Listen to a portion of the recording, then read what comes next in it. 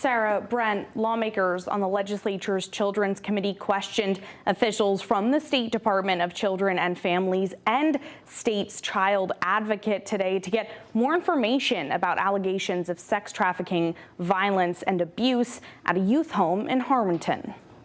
There was an incident related to alleged physical assault on a youth by a bridge employee. Wednesday, the State Department of Children and Families laid out multiple instances of sexual assault and abuse at a specific youth group home from 2021 to 2023. Multiple divisions within DCF had responses to this particular home. The shelter at the center of the investigation, the Bridge Family Center's short-term assessment and respite home, also known as STAR, in Harwinton, recently raising alarm bells from state lawmakers and local law enforcement. We're not here to point fingers. We're here to figure out the impact of this in the town, in the community, in the state. Wednesday afternoon, the state legislature's Children's Committee stepped in to hold an informational hearing in response to these reports. Sometimes we have to ask the tough questions. Sometimes we have to hear the tough answers. Lawmakers questioned DCF officials for about 2 hours and heard written testimony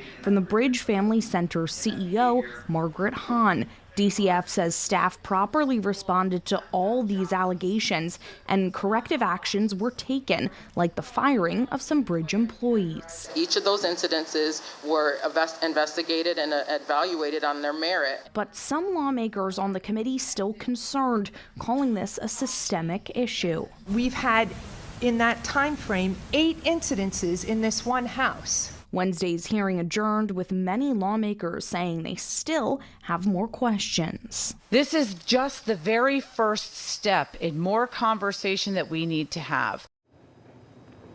And all the girls at the Harwinton home have been relocated to other STAR shelters throughout the state. This particular STAR home was placed on a corrective action plan in July, and DCF says admissions are currently on hold. Sarah, Brent.